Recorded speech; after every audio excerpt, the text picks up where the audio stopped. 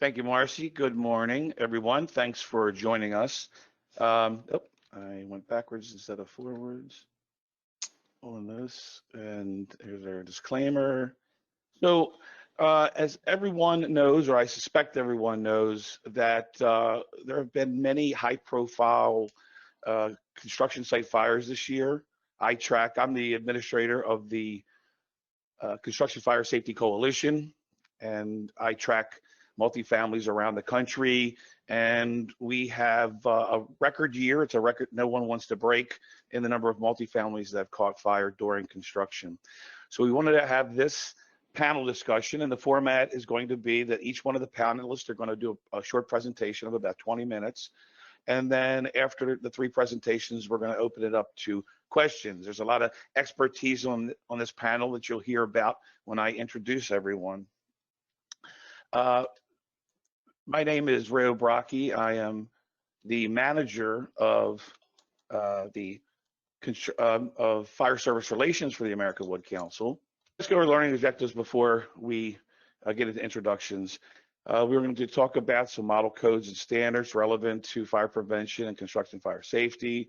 We're going to talk about a model fire plan, which is required for construction sites. We're going to identify some best practices regarding site maintenance during construction, storage of hazard materials and other activities on construction sites. And then we're going to discuss strategies for fire suppression on active sites. Okay, so that's me. Before I became the manager of fire service relations with the American Wood Council, I did 23 years in the Baltimore City Fire Department. I was the fire marshal, fire official. And then I retired and became the chief building official for a little city outside of DC named Rockville, Maryland. It's where the Consumer Product Safety Division is housed, among other things. And now I am the manager of fire service relations for the American Wood Council and the administrator of the Construction Fire Safety Coalition. All the panelists today are members of the Construction Fire Safety Coalition. If you're interested, we have a lot of resources on our website, which is constructionfiresafety.org. You just Google construction fire safety, and that'll be one of your first things to come up. So let me introduce our panelists today. First up will be Chris Towski. He's a fire lieutenant for the city of Cambridge, Massachusetts, with over 24 years of service. He spent over 12 years with the Fire Prevention Office, where the primary duties were to enforce state laws and codes related to fire prevention and protection. I think what makes Chris particularly qualified for this panel discussion is he's a master electrician. He's a licensed electrician and construction supervisor in Massachusetts. He has been his department's electrical safety officer for almost 12 years.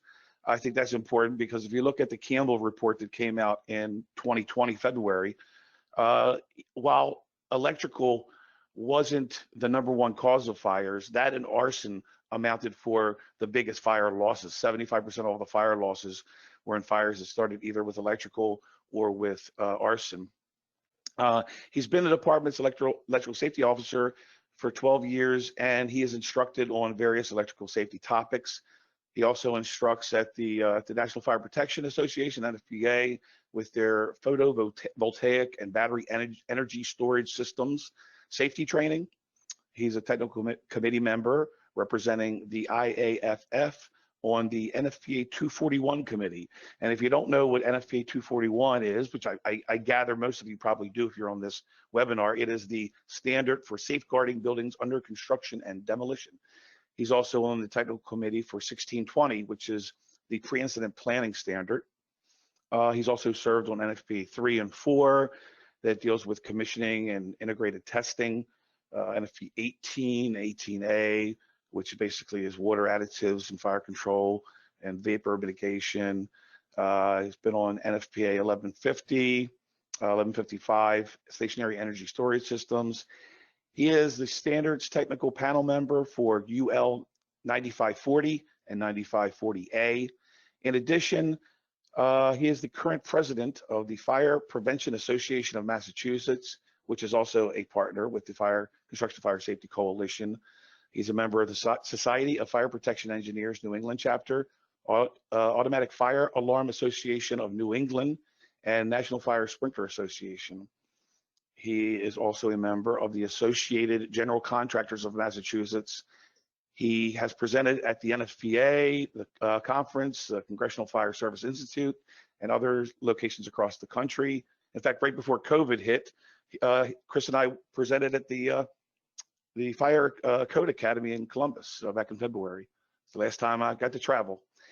He's been published in Firehouse Magazine with an article on fire safeguarding construction. Our second panelist is Joseph Cervantes. He's been working in the fire protection and life safety field since 1996, beginning his career as an installer and progressing through the field ranks to become a project manager and operations manager for two very large organizations in Southern California. He's moved his talents to the manufacturing world to bring about a change to the level of integration opportunities available to all of the life safety industry and innovative products and modifications to many of pre-existing methodologies of installations, as well as emerging technology advancements. He's going to be talking about some technology that is available to help safeguard construction. His experience includes the management of projects in all vertical markets from K through 12, higher education, government, commercial, residential, high-rise, and clean room application. Joseph serves as the treasurer for the Society of Fire Protection Engineers in San Diego, secretary of the board California Automatic Fire Alarm Association, and is on the FCAC, the Fire Code Action Committee, Construction Fire Safety Working Group. And our final panelist, many of you might know Rob Neale from his time at the National Fire Academy or when he was with the ICC. But nowadays, Mr. Neale is the owner and principal of Integra Co-Consultants. This is a Maryland-based firm that provides construction co-consulting, plan review, and training. Previously, he was the International Code Council's Government Relations Vice President for National Fire Service Activities, where he coordinated efforts to get the U.S. Fire Service more engaged in code development and enforcement process. And that is a big job. That's a big gap to fill. Rob also served as the Deputy Superintendent for the United States Fire Administration's National Fire Academy in Emmitsburg, Maryland. He was responsible for the development of curriculum aimed at improving the professionalism of America's fire service. Mr. Neale, for 6 years, managed the National Fire Academy's technical fire prevention curriculum, including fire inspection techniques, prescriptive and performance-based fire and building code interpretation and application, fire protection systems, functions, design, installation and standards, and plan review for fire inspection personnel. In 2012, he received the FEMA Administrator's Award for Innovation for his development of the popular Coffee Break Training Series. For those who don't know what that is sort of short articles that you could read probably on a coffee break about various topics that affect the fire service and public safety. And I'm a subscriber to it, and I read them, and I look forward to getting those. Mr. Neale represented the U.S. Fire Administration in an analysis of the Fire Department of New York's comprehensive building inspection and data analysis system in 2009, and the Federal Emergency Management Agency's World Trade Center Building Performance Assessment Team in 2001. He has more than 30 years of experience in Washington State Municipal Fire Protection as a fire chief, fire marshal, and firefighter.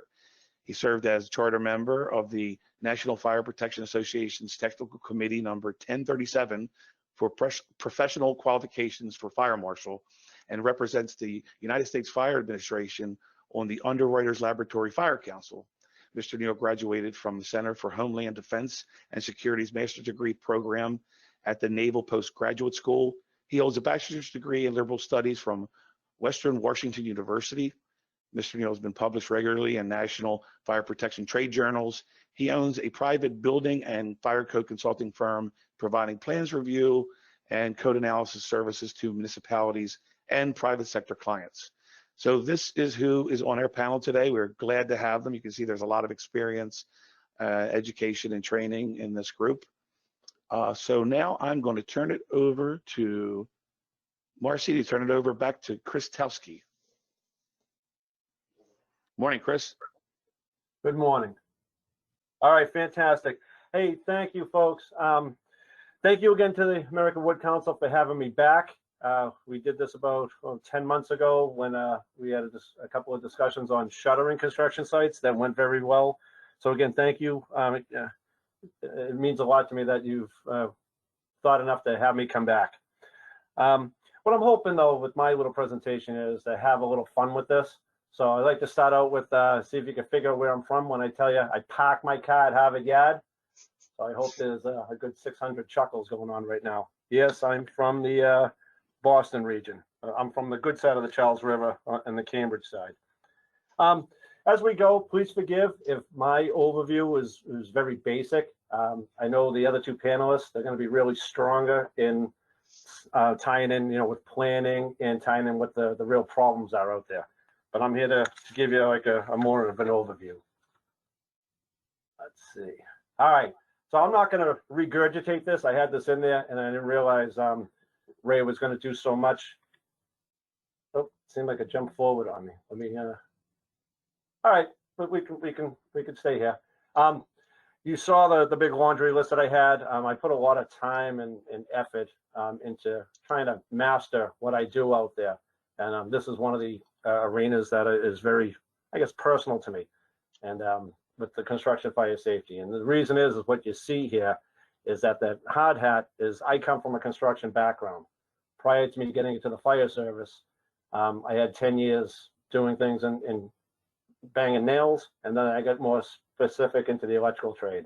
And then I brought that with me here in the fire service. And with my promotion, it allowed me to do some things with all my tenure in the fire prevention regulatory side of it. It allowed me to do stuff and really focus in on this. As Ray had mentioned, I'm affiliated with the NFPA. I sit on many committees, as you heard, with 241 being one of my strongest ones. When I first got in that committee under the NFPA requirements, I was under the enforcer, but now representing for the International Association of Firefighters, that's labor-based. So I'm representing labor, but there's still a big portion that is representing the enforcers because the enforcers out there are doing the labor. And as Ray mentioned, I'm the current the president of the Fire Prevention Association of Massachusetts. What we did several years ago here in Massachusetts is we made a marriage, and essentially we became a member of the Associated General Contractors of Massachusetts because they're a big organization, and we took them on as a member of us. And that's where we can really bridge the gaps, if you will. And we've had very good success over the last 6 years here in Mass with what we've done with partnerships throughout the Commonwealth and spreading the word. Typically, when I do this presentation, I throw this out to everybody, and saw from the polling question, there's quite a few folks that sit these, whether you're an AHJ out there, a building or fire official, or if you're a contractor in that realm, or a consultant. I saw there's a good portion. So everybody is going to get something out of this, no matter where you sit. But the bottom line is it doesn't matter what your role is. You have to be involved and you have to have some layer of responsibility to it. So again, high level here, just showing you the United States problem, if you will. It's estimated that there's just right around 8,600 construction site fires here in the United States. Granted, a lot of them are on the smaller scale. We obviously, the things that hit the news lines. I do my own personal tracking daily, and the slide will come up next in a minute, but I'll show you what I hit on. But the bottom line is it costs a whole lot of money and it injures a whole bunch of people. It averages out to be about 23, 24 a day out there.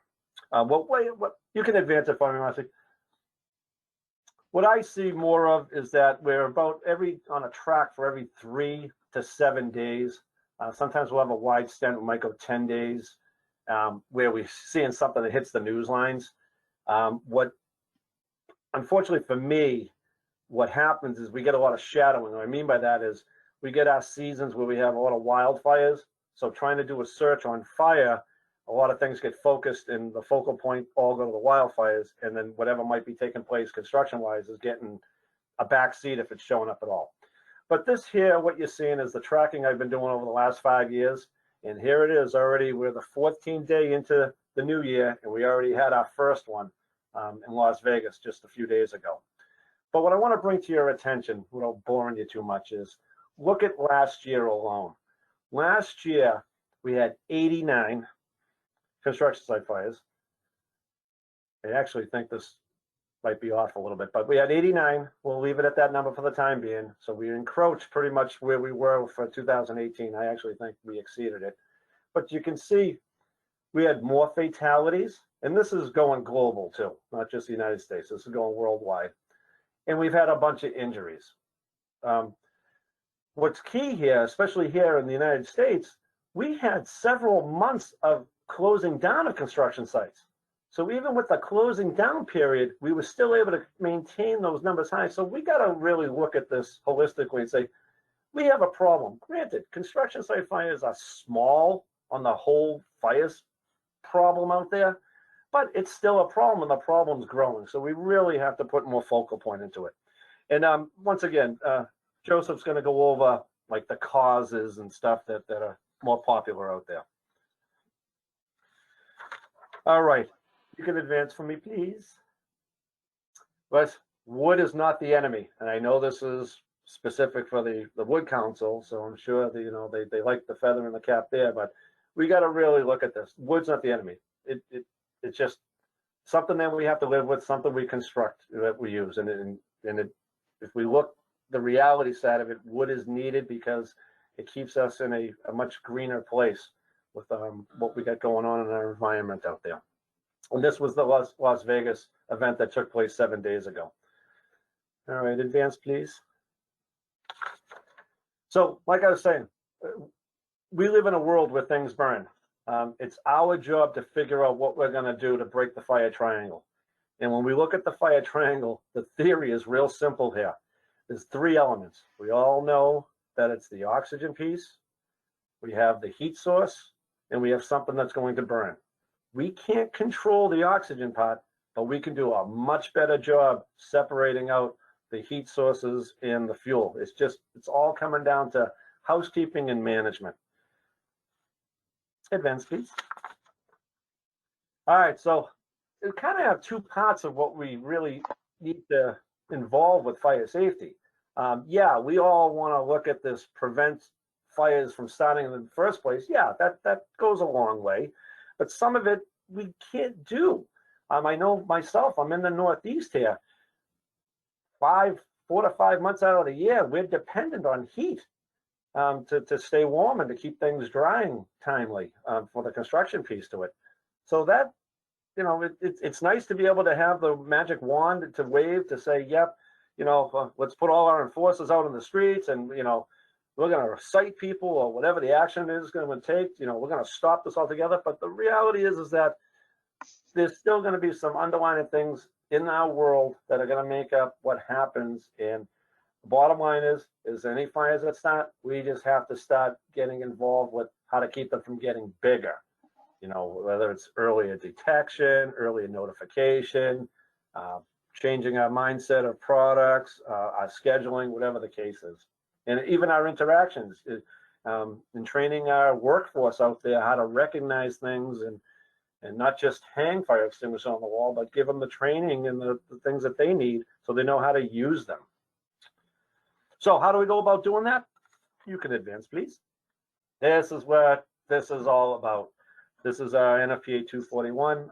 This is the most current edition, the 2019. We're in the process of working on the 2022. We went from a 5 and a 6 year cycle. We're getting into the 3 year cycle. That's how the NFPA wants to do just about all their documents, which isn't a bad thing because it's able to be more blended into if folks are using NFPA 1 like we do up here in Massachusetts, that's on a 3 year cycle and what have you. So it seems to get into a place where it'll flow better. So the most current edition can be adopted into that cycling swing. Mass, we're a cycle behind. We're using 2013 currently. We actually have a little conflict even within our own codes up here. We run a building code and a fire code, and both, our building code actually references the 2009 edition of 241, where the fire codes reference 2013. But nonetheless, the way we worked it out up here through our statewide fire partnership is the fire side wins, if you will, if you want to call it that. And the 2013 is the one to follow. So we got 4 pretty essential steps here, if you will. Finding the code. Now, seeing most of the people that are out here, the big majority were the consultants and the AHJs. We know about that. So we finding the codes aren't a problem for us, but it's going to be our job that we make sure that the rest of the world out there is able to find code. Then it goes into reading code. You know, words on paper, and we could put 3 of us in a room and all read the same sentence and all get a different interpretation of that. But it's reading the code and taking what the intent, what it was really meant to say. And that goes hand in hand with understanding the code. So we've gotten through the piece of, yeah, we could just read words on paper, but what is it really trying to say to us? And the last piece of this is the application piece. This is probably the most important piece of this. How do we apply the code? How do we implement the code? You can advance, please. Marcy put in a nice little flavor here in the heading. I had it worded a little bit differently, but I like what she put here, you know, because it goes hand in hand. My view was this is what code for the folks that are the AHJs and the consultants. And if you're in the code development process or the code writing piece to it, you get this. This is what code's intended to do. It's supposed to be nice, neat, and organized. And like Marcy put out there, just like the job site, it's intended to be nice, neat, and organized. You can advance. But this is what it looks like, right? Especially maybe for us as enforcers, getting into the industry as the first time, where we're having things dropped on us. We're trying to pick up pieces of the puzzle at a point in time and not knowing the historical piece to it. This is the contractor. I mean, let's look at construction. Construction is organized chaos. It's not, you know, intended to really be that way, but that's how it plays out. And that's how it looks to some of us. And again, none of this is to mean that the job site is disorderly on a real nastily negative side, but it's things that individuals need to pay attention to what goes on the job site. Advance, please. So who does the code apply to? This is the key. When you get into NFPA 241, the current edition, which is kind of funky, and I'll get into where we're going with the next edition at the end of this, but it's kind of funky. You got to go to the middle of the document to even figure out who it even applies to. But the street name is, it's an owner's document. Just like most things that get built, the owner is always on the fence for things. But this here, it's the owner's document, plain and simple. The owner has some rights, obligation, whatever you want to call it, where they can delegate out that authority. And that happens pretty widespread, especially I'm in an urban area outside of the Boston area. So the bulk of the construction outside of the mom and pop shops that are doing the single family or the flipping of the property, that stuff. But the ones that are taking the ground ups and the high rise and the multifaceted, multi-tenant, multi-use groups and the real complicated pieces, these things are all getting delegated out, as you know. And typically they'll fall into a platter of the construction manager, which is under the umbrella of the general contractor. There is a big swing though, because even contractors are realizing that this might not be an arena that they could have a whole lot of input in for developing. They can hopefully implement it, but the development piece, so they'll shift that off to a consulting firm. So that's why it's key. That's good to know that we got the consultants on the call today. Hopefully it'll help you folks out. Because the consultant piece will be tasked to putting together these plans, if you will. And again, Mr. Neale is going to touch more on the planning piece when it gets to his point in the presentation in a little bit. You can advance. But I want to hit some of this stuff with the contractors, because this is where the rubber meets the road, the boots on the ground, if you will. And some of the folks that have heard the term fire prevention program manager, that's what we use in 241. I believe it's fire prevention program superintendent under the ICC. Doesn't matter. It's meaning the same thing. What we're seeing, especially up here, is folks are assuming these roles, and no fault of the individual is that, but sadly, the folks are doing this and they don't have a clue of what they're doing. And maybe that's us as enforcers not letting our expectations known a little bit better. Maybe that's us in the development side of it, not putting the document together appropriate enough for folks to follow. And I'm sure, maybe it's a lot of the industry just maybe turning a blind eye and not wanting to know, because I get it. Being from the construction side of it, and I see what goes on out there, the folks that are being asked to do this are generally a safety officer, and that safety officer is charged with doing other things, and especially now with the COVID spin on how they're checking in folks and keeping that in check, so we're keeping the spread from happening. So I get it, but nonetheless, these folks are assuming these roles. They really need to dive in and master what they're getting into. Now, with that said, there aren't any true qualifiers out there. What we have is folks like myself that have put together programs to meet licensing requirements. We have some stuff here locally in Massachusetts that the way it works up here to hold a construction supervisor license, not only to obtain that, but to maintain it on a 2-year cycle, you have to get recertification. You have to get education. So we put some stuff in, but there's no mandate that folks have to go through something that is focused exclusively on fire prevention program manager. What we do see a lot now is that the folks are doing it. The word's getting out to them that the programs exist, and they're buying into that, and they're getting in and taking the programs. So there aren't any true qualifiers out there, and the training is still slim, if you will. Advance, please. Thank you. All right, so I try to break it down, and again, I'm trying to, keep the fun, keep this light, if you will. So a little play on words. So the FPPM is highlighted, going vertically on the left side of what you're looking at, and I just try to put it, in a softer tone. To be that at the end of the FPPM, you have to have that desire. You want to be free from fire. If you come in with that open-minded, good mindset, that's going to get you going in the right direction. You have to recognize and pay attention to those needs for prevention. And again, prevention could have two meanings: preventing fires from happening from the beginning, or preventing them from getting bigger. So you have to, know where you sit with that.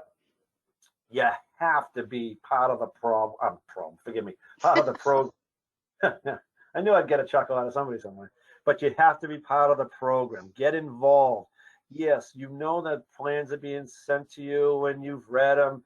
But if you're in that development process of developing that program, you'll comprehend it much more, and it'll be a much easier rollout when you have your, what we call in the fire, so the tailgate talks, or what happens in the construction. You might have your morning safety chats or whatever it is, and you can roll it out that much more streamlined. And you have to be a boss. I get it, especially I'm imagining it's like this all parts of the country and the world, but here in the Northeast, we're having a construction personnel shortage. Most people that are, educating themselves, they're not getting into the construction piece. The numbers are much smaller. We're having difficulty filling the specialty trades like the electricians and plumbers, but there's still a lot of folks in there, but the numbers aren't as high as we'd like them to be, especially with the amount of work that's going on. And with that, we want to retain our workforce. We don't want to necessarily be the bad guy, and not necessarily you have to. If you're able to implement a little bit more proficient as a manager, you won't have to get into those 11th hour or those face-to-face one-offs where you're put in a box and you have to do something, because you'll have your expectations be known up front, and hopefully you'll have that workforce that'll have that mindset that want to work along with you with that direction. Advance, please. All right, the plan, again, as I mentioned, Mr. Neale is going to give you a wonderful presentation and touch on planning and stuff. But again, another play on words. This here I left in here for myself is, we're at a point, especially up here with our 6th year of really implementing that up here in the Northeast, and certainly out of the Boston area, and certainly through my own eyes. The fire service view, we're being handed multi-pages of plans, which is great. That all needs to be submitted, maybe a part of the building permit process, the way we, walk that dog up this way. But as far as knowing what it transpires into something that's from the enforcer side of it is, I know what the words, I know what 241 means, I know what that section means. What I'm looking for now is the punchline, is looking for the 1-2 page, the high level, the timeline, I'm not looking for every day what's going to happen. I'm looking for significant changes, what's going to happen. If we can put it together and lay it out in a nice chronological order, I'm finding, me personally up here, that the spreadsheet format is working. It can pull things out in color coding and pull out things on different time periods and different activities, and I don't know, it goes all ways under the sun, where personnel are going to be and what the activity is going to be. Of course, you can hone in on where your hot work processes are or where your heat sources are. So there's many ways to do that. This format may help you where you can articulate it out to folks that everybody can have that same viewpoint from, and we can all be on the same page. And one of the keys here, though, it's not a stagnant document. It needs constant updating. Early on, the way I would try to paint the picture, it's like a baby. You can't just have the baby and expect it to take care of itself. No, it needs attention to get through certain stages of its life till it can be, an adult, when the building can be built and ready for certificate of occupancy. But through that whole period, it's growing, it's changing, it has different needs, and that's the same thing with the planning. Advance, please. So implementation all points back to that. It has to be flexible, modular, and expandable. This is probably the most difficult part, and good luck to Rob on this, on how he's able to portray words on a paper that have life, because it is a living document. Just like that analogy I just gave of the baby, from the time it's born to the time it's an adult, of all the things it has to go through. Advance, please. All right, so fire service enforcement. Let's see now. We'll start poking the ribs of some of our enforcers out there, especially if you're on the fire service side. 241 makes it kind of very clear. The only thing that should be asked of the fire service is just a consulting. In other words, just to get an insight, a bird's eye view, if you will, of how that fire service must operate, to see what their specific needs might be. I'm starting to spread the message now, as I get more and more, and as we grow together up here in the Boston area. I'm asking these ownerships and developers and contractors now, how many of you have ever gone to your local fire service and said, hey, if I'm going to build something, and let's say it's going to be all wood construction, and I'm out in this remote area, do you really have enough resources? Do you have enough water supply to mitigate, to do anything? Should there be a fire? No one's asking those questions. We're still in the infantile baby step role where, hey, I'm just glad people are starting to get some plans out there, because at least now they're starting to pay attention to this. But we still got a long way to go that, as we domino this, as we spread this, we'll get folks in tuned on walking in the fire service shoes. So they'll get a good side of that. And that's how we do that on the fire service side. We're making our expectations known. Because with that, for the enforcers out there, we got to remember, only we know what we're enforcing. We like to think that many people, they know codes. But if you look at a lot, especially I see that up here, we look at a lot of individuals out there, many of them don't even have a building code with them. It's not that they never heard of the building code, but it's very seldom they have it with it, because the project is so large, so complicated, so involved, that others have filled the gaps for them. So again, when you start, sometimes, I've seen that up here. I'll be talking to somebody and trying to get my expectation known, and it's like they got that deer in the headlight, and I'm starting to realize, they don't necessarily know what I might be talking about. So we have to figure out how we're going to articulate our message. We also need to know in the fire service, others have some hardships and liabilities. This is especially with the sprinkler industry. The sprinkler industry gets a huge bashing with the woods on being a key player and not doing enough. That's fine and dandy, and there is a place and time for sprinklers. And I'll talk about them just a little bit when we talk about the next edition of 241. But outside of that, they have their own. We have to realistically know as enforcers that 60% of the damage is from a accident with water on a construction site. So that's why they're hesitant, not completely why they're hesitant, but that's why they have a little hesitation, because their own insurance carriers are advising them, hey, you turn something on, you own it. So that's why they're a little bit stuck, if you will. But if we as enforcers start understanding what that looks like for them, and we can piece it together, then we can start getting through how we're going to overcome that. Enforcers, I get it. Nobody on our end wants to get this wrong. You know, we're expected to, here's the book, these are the rules, this is what you're supposed to do. And you know, how it has to, what it needs to look like. And we got to understand that we have to accept less as being more and think outside the box. You can advance. So with that, the next edition piece, we're into this huge reorganization side of it.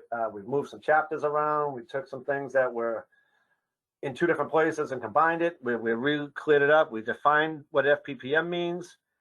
We spent a lot of time on sprinklers. I won't bore you, but you know, you can look at what we've done through the Terra review with the NFPA for the next edition side of it, or you can wait till the 2022 comes out. We've added a chapter for large wood, which is key for why we're having kind of this discussion today. And we put a lot of emphasis onto the program. And again, once again, with that, especially with the sprinklers. And that's what I have for you folks. You can advance. I thank you for your time. This is how to get a hold of me. Thanks, you. Thanks, Chris. Appreciate it. If you have any questions, type them in the chat box, and we'll during the question and answer period, we will get to those questions. So now we're going to move on to Joseph Cervantes with our second topic. Take it away, hey, everybody. Yeah. Can you hear me? Everybody hear me okay? Yep. Hear you fine. Awesome. Thank you for having me, American Wood Council. I'm very passionate about this topic.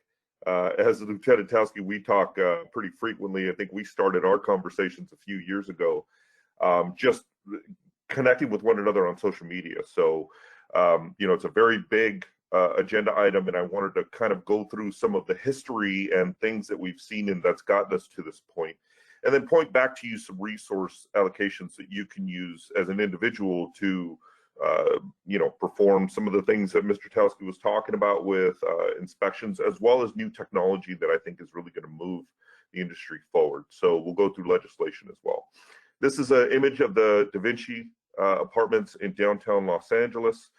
This happened in 2014. That is the outer shell that was left after a massive collapse right in the heart of downtown LA. And so why are fire risks increased on construction sites, and what standard can we use to help? Move forward.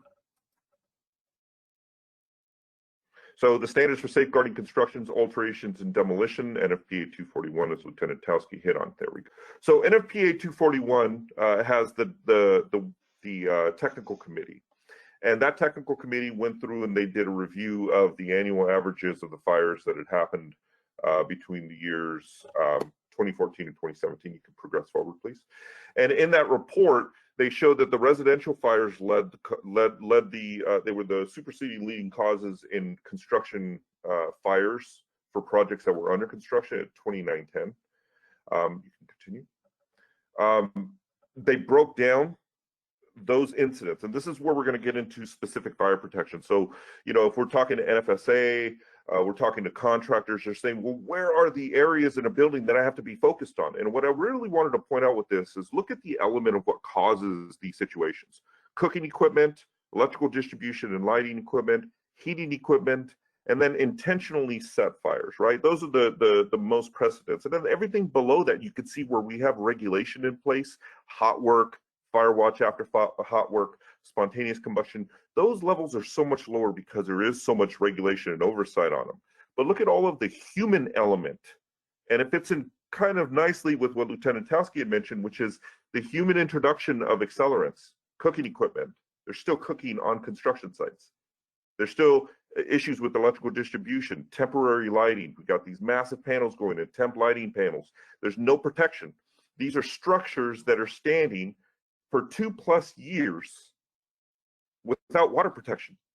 And that's a serious issue, especially when we're talking type 3, 4, and 5 construction, right? And so we can really focus and harness our attention on these specific locations to make sure that when we're putting fire protection methods in place, we can allocate it to the right area to slow down the progression of the fire. We may not be able to stop them, but we can slow them down a little bit with water or proactive alerting detection. So we can move forward. The elements are broken down even further. As you continue into the report, I ask you, code officials, everybody that's on this call, please look for NFPA 241, the report that came out. This was in February, and it's just a great report to look at, really isolating where these locations are. You can move forward. Again, it continues to go down into the human element of power cutting tools and the different things that are starting the fires on the lower end. But you can see the averages there of just new construction with 3,840 fires in those per year as an average in those 4 years. Go forward. In major renovations, the leading cause in those was residential as well. I mean, that's a really big number. What does that tell you now? We have to dig into that. The causes change. Now we're using existing infrastructure, existing house panels or existing lighting panels or what have you to power the construction area, or maybe we're demoing certain areas and they're not safed off properly. But you can see again, it's the electrical distribution, it's the existing systems in the building, the heating equipment. People are trying to stay warm in a non-tenable space. As Lieutenant Towski mentioned on the East Coast, you deal with that every day. It's cold and you've got to stay warm, and there's accidents that happen. And then the intentionally set fires rounds it out. But you can see again, it's a very big distribution from the human element. And then it gets even further down into where those are happening when we're talking about structural members, or we're talking about the rubbish and trash waste. I'll point out an instance here in Virginia that happened recently where a fire chief said that it was a trash chute that they actually started the incident in. And again, it's combustible material accumulation, right? So we talk the three-legged stool of firefighting. It's fire department access, water supply, and early notification, right? And so as far as firefighter access, fire department access, I'm going to hit on a couple of slides of that. Move forward. So the resource impacts on construction fires, and I'm preaching to the choir here: first alarm, second alarm, third alarm. For those of you that don't understand the resource loads that this places on the strain, think of your local communities. You have a local firehouse that can report to anything in a certain area, and then if the situation's a little more than they're capable of, they call in additional resources, backup, right? And you see it on TV shows today, call in for backup. Well, when you start getting these major construction fires, you start moving the escalation up to where it's fifth alarm, sixth alarm, seventh alarm, outside of this scale that I was able to show you here that I found in the public domain. And look at the amount of equipment and resources that this takes. 6 battalion chiefs, rescue squad, division chiefs. This is the impact on your local community, because I know where I live, I go out on the streets and I can see construction sites everywhere with wood frame construction. And if a situation happened like this in the middle of my city, the resource allocations this is going to put in Southern California are tremendous. And we have fires out here regularly, and I see our firefighters out there on the hillsides combating some of these wildfires that we're dealing with right now because of all the Santa Ana winds. So now you add the element of a situation like this with all of the different things that are happening socially out there with arsons and things that are coming at us. It creates situations like this. This is in the middle of downtown Los Angeles. You see in that image on the right, that is the background with the Department of Building and Safety and the fire department of the city of Los Angeles in that building. This was just adjacent to it. The LA Department of Building and Safety and City of LA were 600 feet. That was their building across the way. This incident, because it happened in the middle of Los Angeles, if you understand the grid pattern of our freeway systems, in the center of that image right there where it says Los Angeles, that's downtown LA. And the way our freeways run, the 10 runs to the east and west, the 101 runs to the northeast, and then you have the 110 that intersects. The 110 gets you home right through downtown. This happened right there in the X. That is just adjacent to the heart of the city of Los Angeles. There you can see the final image on Google Images. You can see how close the Department of Building and Safety was. to this structure. There's the aftermath. It was a complete collapse. There was an issue with fire department access. There's video available in public domain where you can see apparatus that had to be moved around regularly because they ran out of water and they had a hard time getting to providing that water source to the structure as it continued to burn. Remember something, this is a full-size building. I believe it was, as many stories as it was, had zero water protection in it. The fire load calculations, when we talk about ample water supply for a construction site, is based on, I believe now in the new code, 500 gallons per minute. But if you think about this, do a water calc load with a full-size sprinkler system with additional water storage on site, and now do that for a 5 or 6 story building that has zero water protection. We're running out of water, and that's a big issue. So we have issues with access. This one obviously not, because we have the freeway, but there are some in the middle of downtown areas where you are going to have that access area. 7 alarms, 70 departments, destroyed 4 surrounding buildings on this project. This project actually required more than I could put on that scale. The resource load that this had in the greater area, you can see how dramatic that was with them pulling all of the different apparatus in to support the situation as it was going. This was in Concord, California. $55 million in damage. The individual was caught jumping the security fence. 59 seconds later, it was on fire. It was on the ground within a few hours. This project was in Denver, 2 dead. It happened in the middle of the afternoon. The construction workers were seen jumping from floor to floor. The radiant heat was about 400 degrees, and it melted vehicles. I believe it was 200 feet away, the fire chief said. This was in the middle of our backyards, right here in California. This was in a residential neighborhood, Chick-fil-A, Holiday Inn, numerous buildings right across the way. Spot fires were started. The embers were massive. And we're also seeing that the embers that are coming from these fires, these structure fires that are wood frame, they're about the size of grapefruits or bigger. So they're starting spot fires. And there's one I didn't put in here, which happened in Everett, Washington.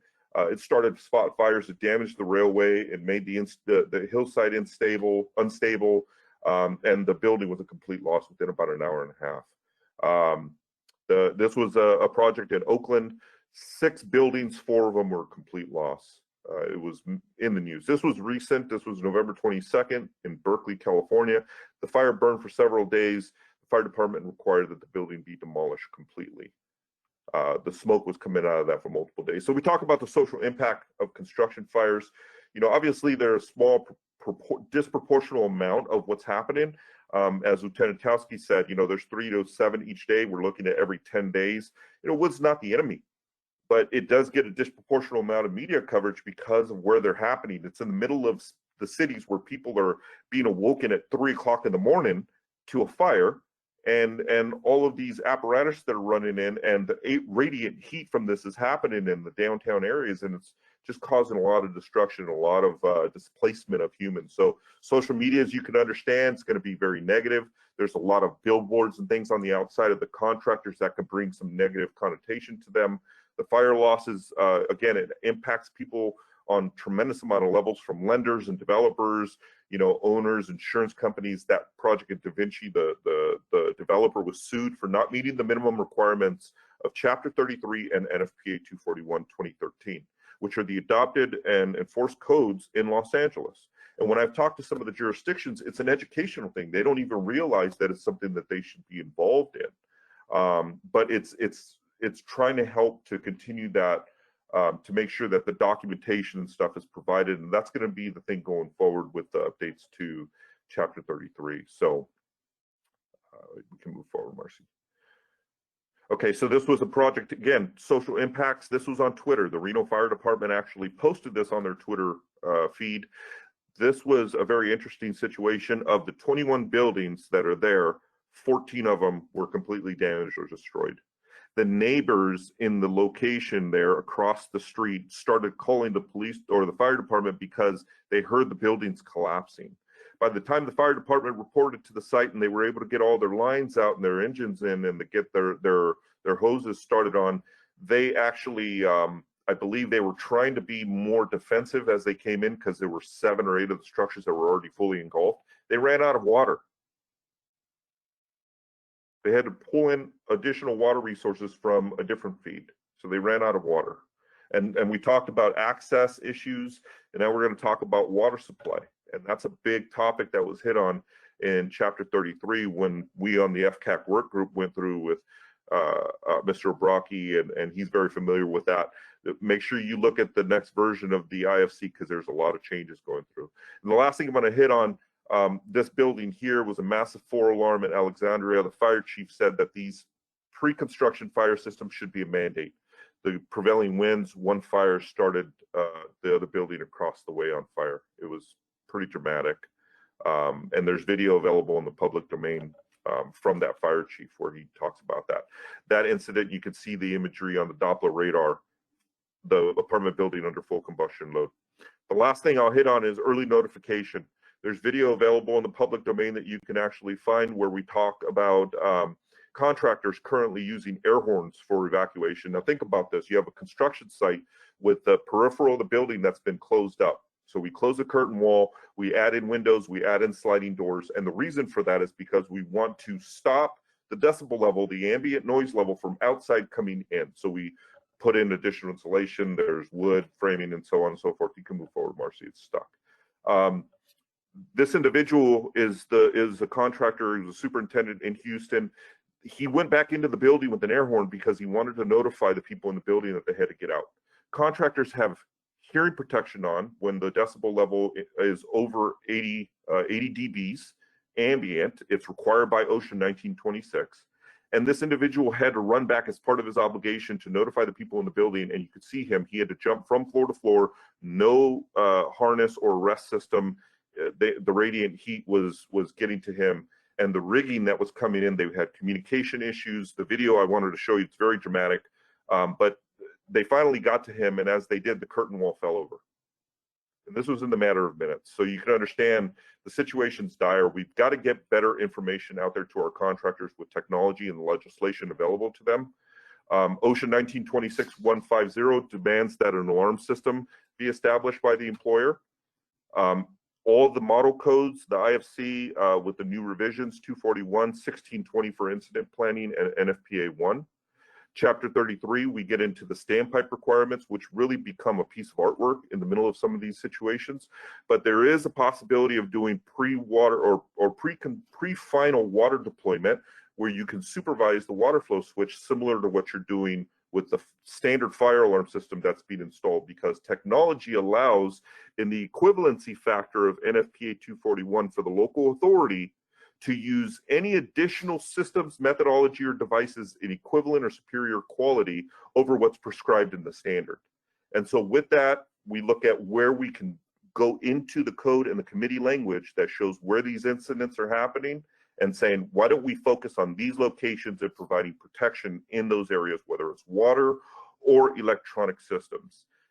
Ray mentioned that I wanted to introduce technology. It's absolutely something that I'm working into the model code in a proposal for chapter 33, listing with new definitions, a temporary electronic systems, because fire watch can only be in a certain area during the prescribed times. You've got 59 minutes and 30 seconds of blind spot. And if we talk about putting specific detection in locations, having a wired system in a building, it's inefficient. It needs to be maintained. The situations move and change on a job site. Something like this can provide notification appliances like you see on the right-hand side, as well as detection capabilities for environmental sensing for smoke and heat, and then provide a wireless connection offsite to alert whether it's the fire department through a UL-listed central station or the individuals responsible for the safety, such as the site safety director or the FPPM, in a text message on their cell phone 24 hours a day. And because it's spot type detection, and this system here is wireless battery powered for 3+ years, it can move with the hazard. So if there's combustible material storage in a location or some trailers or what have you, the wireless signal can propagate through the whole construction site, including where cell phone coverage cannot go to some of those electrical vaults where these fires are starting, and protect the employees, notify the public faster so that we get a faster response time from our responding agencies. And we can alert first responders, the people that are there on site, to get to these situations faster, whether it's a medical emergency or a fire emergency. And so that emerging technology is something that we're moving forward. The ball's moving very fast on that, and hopefully with some of the new proposals and code variants that we're submitting, we can definitely see that change happen. So I appreciate your time. Thank you very much. And if you do have any questions about this, let me know. I can be reached through Space Age Electronics on our website at 1sae.com. Thank you, Joseph. Appreciate that. Yes. If anybody has any questions, just type them in the chat box, and during the question and answer session, we'll try to answer as many as we can. And the ones we don't get to, we will send email responses to in the upcoming days. Now I just want to bring on Rob Neale to finish up the presentations before we open it up for questions. Take it away, Rob. Thank you, Ray. Thank you very much. And Joseph and Chris, thank you both for a great introduction, covering a lot of the information that is important to all the attendees, as well as to my segue here, which is going to be covering the portion about reports. So let's see if I've got the control here. Indeed, I do, it looks like. So what I'm hoping to do by the end of this little bit that I'm wrapping up is give you an overall view of the content and the potential format for what I call a scalable construction fire safety plan. A lot of people are fearful of the fact that, gee, I have to have a 30-page document for doing a single-family dwelling, and that's not the case at all. So we want to emphasize that you really need to customize the plan to what you're using, what you're doing in your particular application.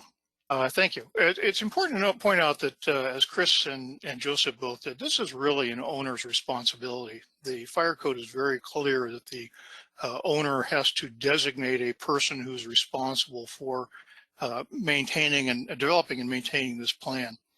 It needs to be somebody who is really responsible. It needs to be somebody who's accountable and can take care of all the things that need to happen in the development of the plan and the execution of the plan as well.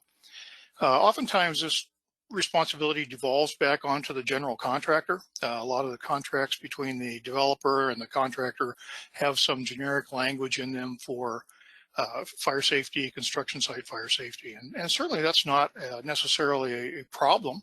It's just a matter of making sure that people understand what they're supposed to do and how they have to be responsible for getting the work done. So again, this owner designated person has to be one who can develop and maintain the plans. I've seen some jurisdictions where they actually have a formal letter that transfers the responsibility from the owner onto that specific person who's doing the plan. So that might be something that you want to consider, and I can provide you some samples with that if you don't have them. So the responsible person has not only a responsibility to develop and maintain the plans, are also responsible for training the additional responsible people on the site. Now, who does that include? Does that include the general contractor? It includes the subcontractor? In some cases, it even includes visitors. Oftentimes during a construction project, you may have the architect come by, you may have the owner come by. All these people need to be aware of what they have to do. Responsible person also has to determine what the fire protection equipment needs are. What do they need in terms of portable fire extinguishers? What do they need in terms of standpipe systems? You heard Joseph talk about standpipe systems. The code does require that you have a temporary standpipe system in place once the building reaches basically 4 stories or 40 feet off the ground.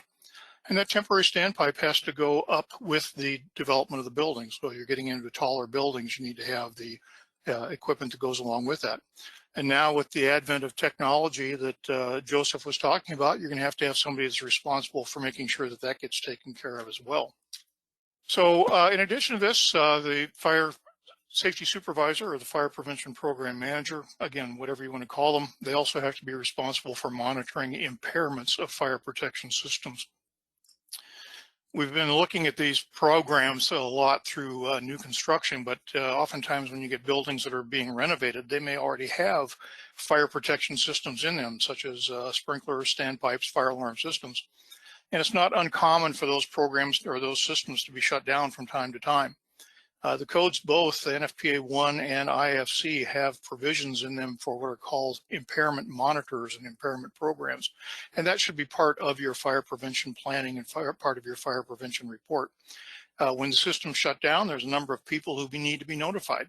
The owner should be notified, the insurance company, the local fire department should be notified. Certainly people who are working in the area need to be notified when these planned impairments occur. And then when the work is done and the system is turned back in service, that needs to be notified those same people as well.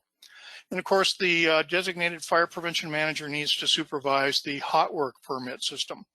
Hot work is one of the leading causes of fires, whether it's welding, cutting, brazing, any of these sorts of things that either generate open flame or just general hot work need to have some sort of a permit system to control that. Next slide, please.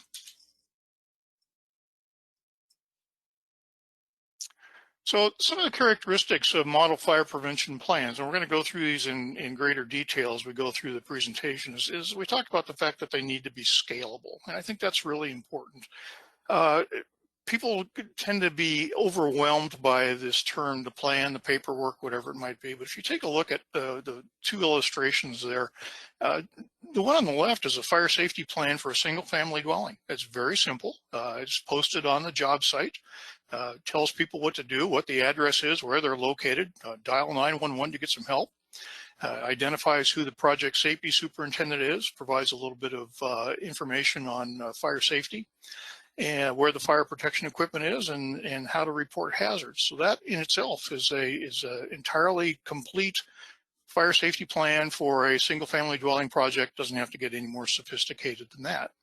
Now, on the other hand, you may have something that's much more sophisticated depending on the size of the project and how that happens to occur. And we'll go into some of those details later on. Of course, the plan has to be easily accessible. I mean, I could write a plan and put it in a file cabinet in the job shack, and it doesn't mean anything to anybody if it doesn't get reviewed. It also needs to be easy to understand. Now, regrettably, it may have to be drawn in pictographs. It may have to be multilingual, depending on what the job site conditions are. So you need to identify who the users might be and make sure they're all familiar with it. Of course, it'd be familiar to all the principals. Anybody who's involved in this process needs to have some access to or the ability to review the plan. That could be the general contractor. Certainly all the sub-trades need to be responsible to have access to it. The building code official, he or she needs to weigh in on it, the fire code official, and then the fire services as well, the first responders. Because in many, many jurisdictions, the building code official and the fire code official may not be directly linked to the fire service. It's not uncommon to have perhaps a county building official or a county or even a state control over it, and the local fire service is entirely independent from that. So you need to make sure that the plans are available to those folks who are going to be the ones who are going to be able to use it. Next, please. Now, the first thing that really needs to happen, and this gets overlooked in I think a lot of the circumstances that we're dealing with when we talk about plans, is you really need to do a hazard assessment, because not every construction site has the same types and locations of hazards. I think Joseph mentioned a project in the middle of downtown compared to a project out in the middle of, I'll say, nowhere, or out in a rural area. They may have different requirements. So one has to take a look at what the individual hazards are. That includes the type of construction, what sort of fires might occur, what sort of potential chemical or explosion hazards might occur, what water supplies are available. And I have to chuckle about that a little bit, because both Chris and Joseph talked about water supplies, but a lot of people don't realize when the fire code official is doing a set of plans, or the building code official is doing a set of plans, they often refer to Chapter 18 of NFPA 1 or Chapter 9, or I'm sorry, the Appendix 1 and 2 of the International Fire Code for fire flow requirements. Well, guess what? Those fire flow requirements that come out of the building and fire codes are based on occupied, completed buildings. Buildings that are just standing there exposed without a lick of drywall in them, without fire protection systems in them, take dramatically different water supply requirements. One of the fire issues that we saw here not too long ago was in Portland, Oregon. They estimated that they used 10 million gallons of water to suppress a fire in a building that was under construction. Now, I challenge any jurisdiction, whether it's Los Angeles or whether it's Emmitsburg, Maryland, to be able to identify where they're going to come up with 10 million gallons of water in a very short period of time. So this hazard assessment not only has to look at what's out there, but you need to look at not only the fire flow for the finished building, but where are you going to get that additional water? Where is it going to come from when the time is needed to get that water on the fire? Next, please. Again, we should talk about the responsible personnel. We're going to cover this in a little bit more later. Next slide, please. There we go. Why don't you just go ahead to the bottom of the slide, please. So the plan should cover, perfect. The plan should cover who the responsible people are. Who is, who's the job site superintendent? How do you get a hold of him 24 hours a day, 7 days a week? What sort of inspection frequency should be scheduled? Joseph talked about doing daily fire watch inspections. Some of those other inspections that may be necessary might be things like checking flammable and combustible liquid storage facilities. If you have a job site that's got explosives on it, you're going to want to make sure those are secure. So there's some frequencies that need to be outlined based on what the hazard describes. Emergency procedures need to be included in the report. We'll have some examples on that momentarily. Training requirements. What sort of training has to go on for the employees and visitors to the site to be aware of what's going on?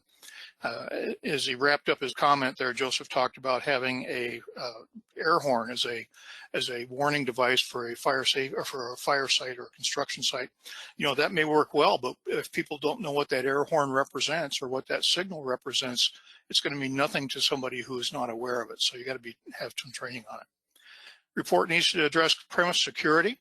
How do you secure the site, whether it's going to be by fence or whether it's going to be by electronics or whether it's going to have personnel, guards and fire watches. It needs to address firefighting equipment and locations where these things are located. It needs to address hot work permitting. It needs to address hazmat combustibles and storage guidance, and then finally impairment plans. So you can see that as you get a more sophisticated plan, as you get something that grows based on the sophistication of the hazard assessment, you're going to be looking at increasing the contents that go along with that. Next slide, please. So who are the responsible personnel? Well, we've said this several times before. It's either the fire prevention program superintendent or the fire prevention program manager, whatever term you use under your code. It needs to be the contractors who are working on the job site, the subcontractors. Now, this doesn't mean necessarily giving the report to every person who comes on the site, but certainly each of the supervisors within these entities need to have access to it and be familiar with what they're looking at. Security and fire watch need to have it as well. Next, please. Employees, whether they're full-time, part-time, or day labor, they need to be aware of some of the elements that most directly affect them. Simple things like, do they know how to report an emergency? Do they know where the portable fire extinguishers are? Do they know to whom to report a hazard that they might find? All these things need to be communicated to the various people, the hundreds, if not thousands of people who visit the job sites. Next slide, please. Visitors, I mentioned earlier on, sometimes your visitors include delivery services, whether it's construction materials. It might be somebody as frequent as what we used to call the roach coach, the person who's delivering the coffee and the canteen services during out the day. They need to know what's going on and how to react to prevent, report, and identify fire potential problems. And then, of course, the owner, the architect, and the staff. And again, there's a whole list of people who need to be responsible for what's going on this job site and need to have access or at least be aware that that fire prevention program plan is in place. Next slide, please. So what is the frequency of inspection? Well, ideally, we'd be inspecting every time we were out there. Every time you walk around the job site, you'd be trained to be at least aware of what the potential are for hazards, what you do to report a hazard, how to get it corrected. But the frequency really, again, needs to be addressed based on this hazard analysis or hazard assessment. I mean, if you're pouring concrete or you've got a concrete slab and you're doing tilt-up concrete walls, perhaps the fire hazard is not so great. But if you're doing concrete work with combustible forms, or you're starting to put up the wood frame construction, or whatever work is going on, you're going to need to have more frequent inspections with that. So those all need to be outlined on the plan, so people need to be aware of it. You also should identify what the code official inspections are. Now, I call on-demand inspections as those being when the contractor is ready for an inspection, he or she calls the local code official, and they respond to come out and check whether something's being approved, or they have to check for an alternate method material, or they just check for the progress. That's what I call a on-demand inspection. Other inspections might be drive-bys. It might be the fire official, might be first responders, it might be the contractor, it might be the code official. They drive by, I see a hazardous condition, they have to have somebody report it. Now, the one that's really critical, I think, in this establishing the inspection frequency is the operations personnel. And by that, I mean the firefighters.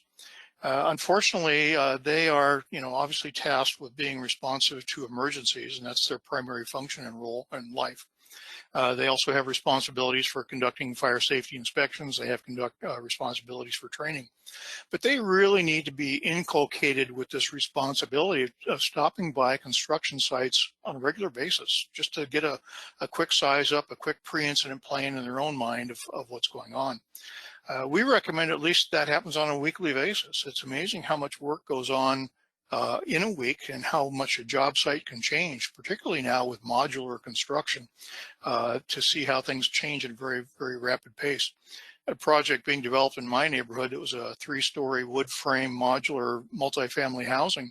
I took a series of photographs with it, and in 3 weeks it went from being a slab on the ground to being a 3-story wood frame building.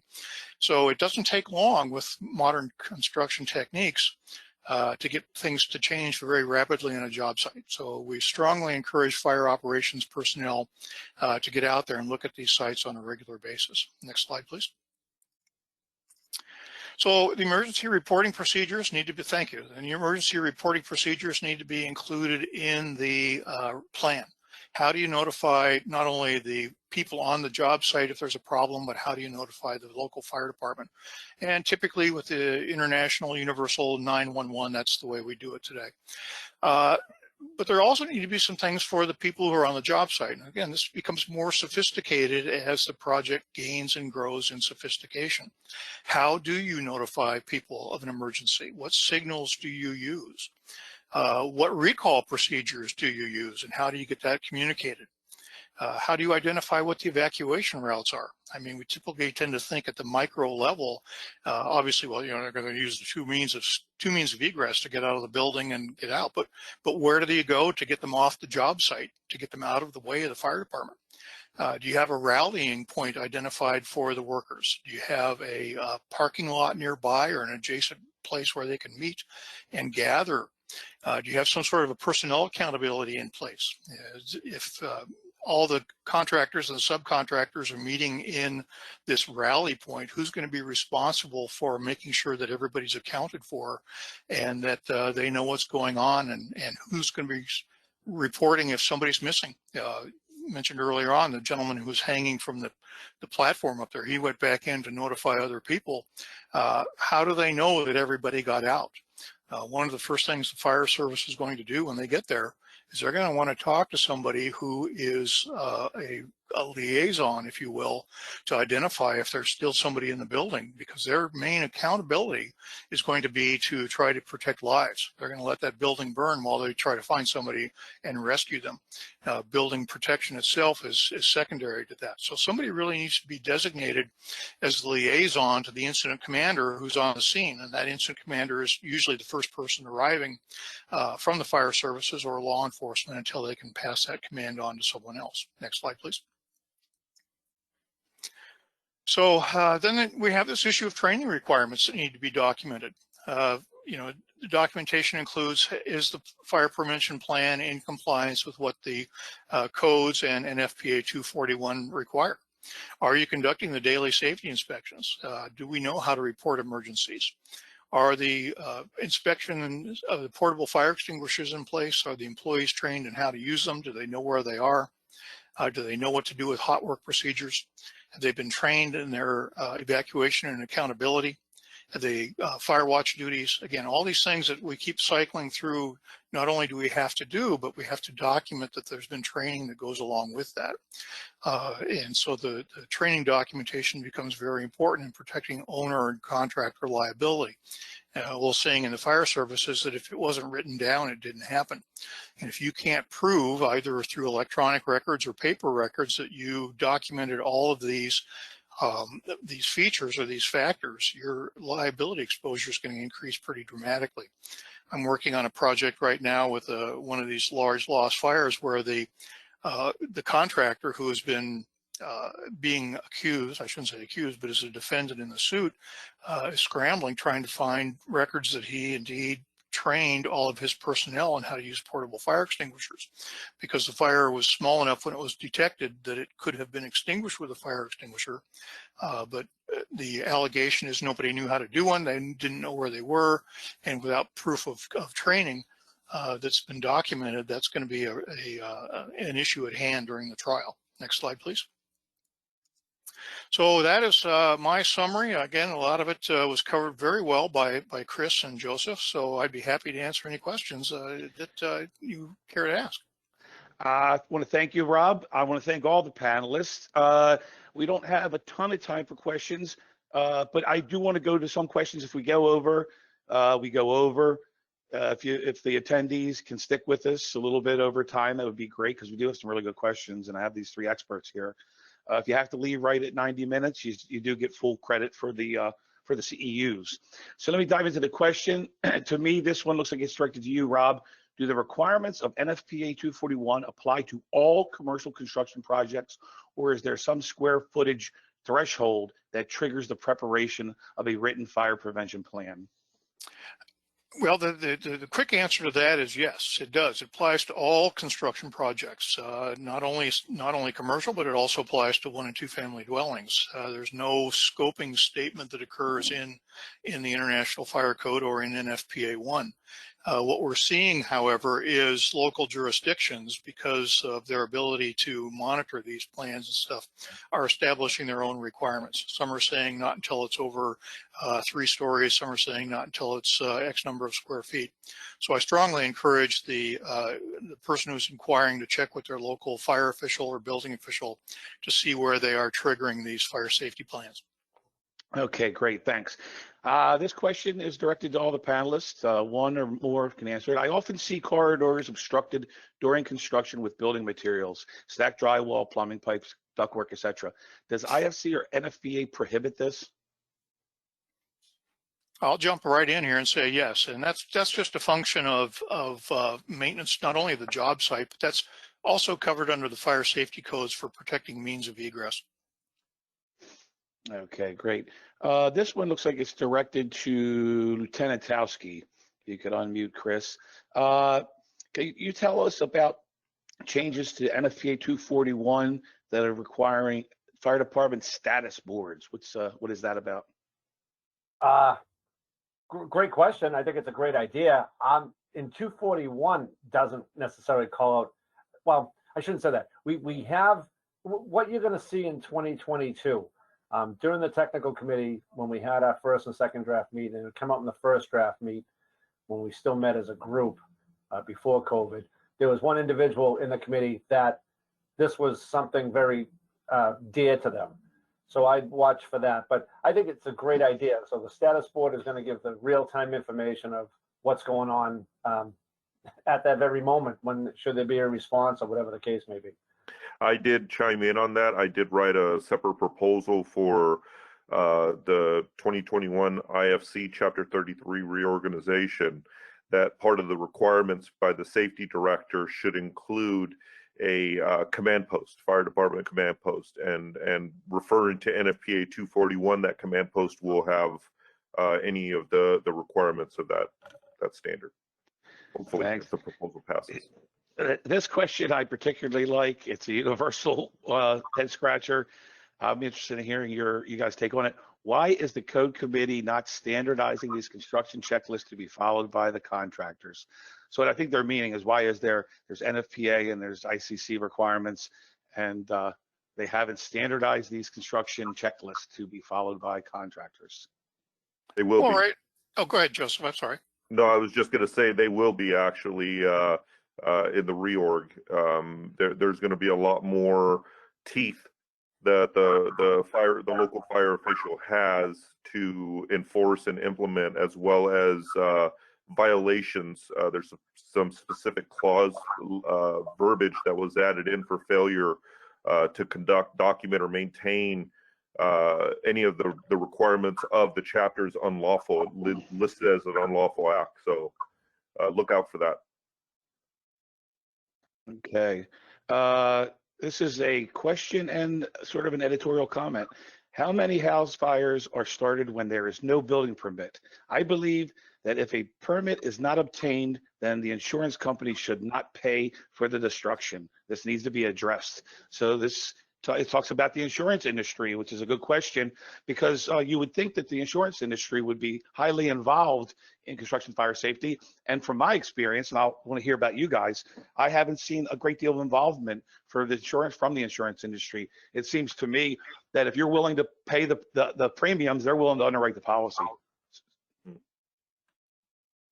All right, Well, you meant somebody, I think Lieutenant Towski mentioned 60% of the claims are water damage, right?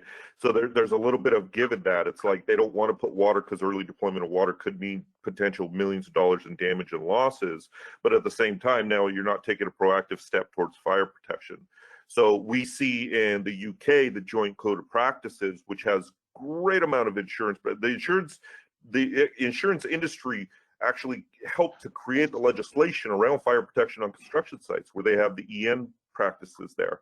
Why is it more proliferated here in the United States is a great question. I'd love to hear Lieutenant Towski, because I know he has direct involvement, as well as Rob.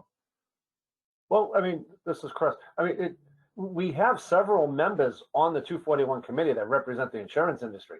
So the insurance industry is well aware of it. I don't know what their, if they respond reactively. I mean, from what I see around here, when folks now, especially trying to build the wood stuff, I know their premiums, and some of them aren't even, they have to go elsewhere, if you will, to get insurance. So the insurance has a stake in the game. I think where the question really came from was more of folks aren't playing the rules and not going to get a building permit. I mean, just like anything else, I mean, you only get caught when you get caught. I mean, you text and drive. Well, until you have the accident, that's when you get punished for it. I mean, that's how they get punished. Now, I don't know how insurance works, and that's not my purview. I would imagine, though, that they must have provisions that, well, geez, if you did something wrong, why should we, cover you? I mean, I don't know. I'm just thinking back to the days of when folks were burning cars left and right for the insurance claim to get out of the payments. The insurance caught on to that and put something in place. I mean, I don't, again, we'd have to really direct that to somebody that insures folks on that 1 and 2 family platform. But outside of that, to get to the question is, to address it, the insurance does have a stake in the game. It's in the standard and the code writing piece.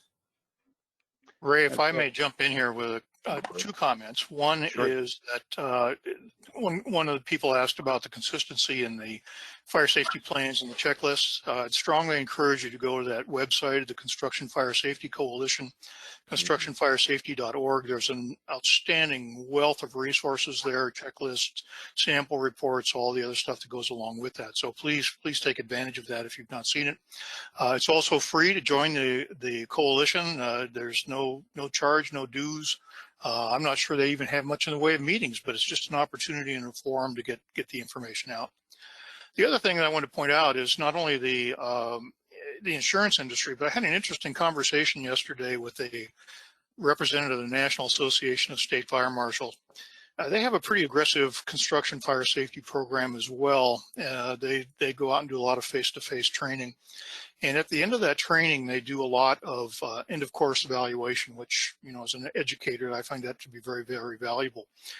What they're finding from their attendees at their classes is there is a political pushback from government officials at the local level to require these. They're finding city managers and county officials who are saying, hey, don't put this burden on my constituents. So there's another audience out there that we really need to educate. That again, we can potentially consider adding in more and more stuff to the codes, but there's some argument that the codes are already adequate. It's just the inadequate enforcement. Thanks. Here's a good question. The training requirements for the fire prevention program manager and the qualifications to be one aren't really mapped out in the codes specifically. So this questionnaire wanted to know what qualifications should they be looking for when they're approached with someone to be either the site safety director, as according to IFC, or the fire prevention program manager on NFPA 241. All right, I'll guess I'll go first. What I look for is the attentive piece to it. If the folks took the initiative and are able to follow what 241 is trying to guide them with, that's what I look for. But as far as how the training, well, I think they're looking for like credentials, or how can they what should they look for when approving these managers? I know that there's construction safety. ASSP is the organization nationally for construction safety individuals. It's a national organization similar to AFFA, which is the Fire Alarm Association across North America. I kind of synergize with what Lieutenant Towski was saying there. I think really what you need to understand first as contractors or as officials is what sections in the code do I need to look at in order to understand what's required in my local area for fire protection. You starts with your state level, and then it goes down into the local ordinances if it supersedes the state level code. Now, once you understand that, it's an implementation standpoint. You look at each individual factor of that code and read it. Does this apply to my construction site? No.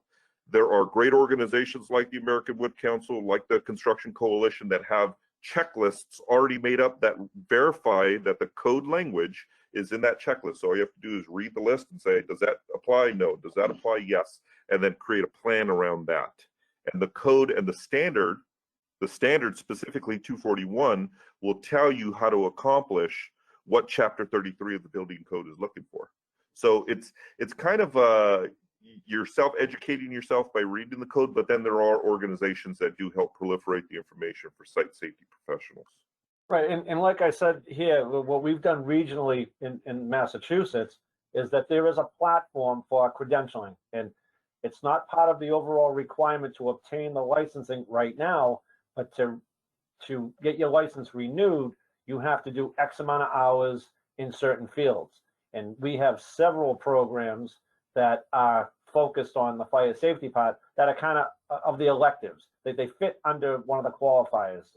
For folks from this area, if they know that it's under the workplace safety. And under workplace safety, it's a wide umbrella of what can qualify that. And we have some fire safety programs that fit that bill. So we're making progress there. And along that same line, I noticed a small percentage of our group today was design professionals. They too are required to get training every year in health, safety, and welfare sorts of topics. So it might be a topic we could reach out to them with to let them, as the design professional, educate the owner that there is some responsibility on the owner's behalf. Okay, I got time for one more question, but it's a big one. Should we allow type 4 high-rise buildings? Will standpipes be sized properly during construction? Exit enclosures most likely are not constructed adequately during construction. So let's take that one piece at a time. The first question is, should we allow type 4 high-rise buildings? What they're referring to is the new construction types added to the 2021 addition to the IBC, which would be tall mass timber buildings. I can answer that one. Well, they are allowed. So the question of whether we should allow them or not is kind of moot because they are allowed, and by the 2021 edition of the iCodes. And Ray, let me dovetail into that. 241, we cover that when we went to the 2019 edition. So we started having our talks back in, oh goodness, probably 2016, 2015. That was when we first added Chapter 12. So we're already ahead of that. And the IBC also has construction fire safety provisions that are geared just to tall mass timber buildings. And before I open it up for questions, I do want to say that there in the Group B cycle, there was a requirement added to the code that requires a special inspector for tall mass buildings, kind of like there's a special inspector for structural steel or cast in place concrete. So there is a inspector certification for tall mass timber. But one of the requirements of that special inspector that is different than any other special inspector is they are tasked with inspecting that the construction fire safety provisions of the code are being applied to the construction project. I don't know of any other special inspector that is tasked with, among their other duties, to inspect for mass timber construction fire safety codes. I think people are going to be very happy with the new water supply and fire protection requirements in the iCode. It goes very substantially into type 3, 4, and 5 construction with fire separation distances and the requirements for that, as well as the additional water protection with flow rates. We covered a lot of that. It was a very heavy lift, right, Ray? Yeah, absolutely. So just to get your take on, I think, the larger question about standpipes being sized properly during construction because exit enclosures are most likely not constructed adequately. I'm not sure what they mean by that part of it, not constructed adequately. I know that the codes require that any usable stairwell has to have one standpipe that's working that goes up with the building. Rob had outlined that requirement. Mm-hmm. So is there any thoughts on that? Yeah, this is Chris. What it almost sounds like they might be discussing is temporary standpipes, because certainly what I've seen, not only in my region, but throughout, what folks in the construction scheduling, what they're trying to do is not do work twice. So if they can scheme in the permanent standpipe piece, then the calculation piece is already formulated, and the sizing for the demand and all that, even if it's going to be an interim, manual dry system. So I think that piece. So maybe they're talking more of a temporary and them not being sized right, or there's another layer here, because we do it a lot up here too because of the cold region. What's going on with some interim standpipes that take place when the stairs aren't necessarily completed, but the standpipes need to be there because there are other access points to get there. And then again, that might fall on the path of being, maybe it's a smaller design piping. But again, I'm not exactly sure what they were going on. I agree with you there, but hopefully I hit a little bit on what they might have been referring to. Okay, and I do want to slip a quick one in because sometimes we forget, some of the attendees aren't as familiar with the codes as we are. And one person had asked if we have a sense for how widespread formal adoption of 241 is and how typically it occurs via the IBC reference. They're saying, is it adopted by reference when the IFC is adopted in their local jurisdiction? Yes. Yes. Yes. That's one of the biggest problems we face with 241. Just like any good novel out there, or any novel, all kind of the good pieces are in the front. Well, the fire safe kind of pieces are all buried in the back. The flow through the ICC stuff, it's buried in the back chapters of the main body of the code, which is no fault. It has to go somewhere, but that's where it is. And then yes, sometimes you're going to be savvy, but 241 does get pulled out both between the NFPA 1 side and the ICC side, aka IFC, that's adopted by reference. Yeah, I think that you're right. I know that Rob feels that I don't want to speak for you, Rob, that the construction fire safety chapter should be in chapter 3 instead of 33. I know it's buried in chapter 18 in the NFPA 1. And like I said, something has to go in the back, something has to go in the front. So, well, the great thing about this is the IBC has the pointer to the IFC. The IFC in the scope statement clearly states anything that's not shown here, look in NFPA 241, and then 241 is your guideline. I think the more important thing to think about here is, where do I start, right? Like how do I look at this? And it's the model code and then the standard. The model code tells you what you need, and the standard tells you how you need it. So if you can formulate that in your mind to to know that there may not always be the pointers, and we're working on that as a fluid issue, but there is pointers currently in the model code that's adopted by most states. And if it's not, and you feel like it should, some states like California have the intervening code cycles where we can write and get some legislation passed where the state can adopt the latest revision of the code if it's approved, and add it to Chapter 80 of the reference standards. And as long as it's in Chapter 80, it's enforceable in the state. So it's a process, great. for sure. So we only went over by 10 minutes. That's not too bad. Any questions that I didn't get to, we're going to compile and email the people who sent those in. Thank you for your questions. I just want to thank Chris Towski once again, Joseph Cervantes, and Rob Neale. I want everybody to have a great day.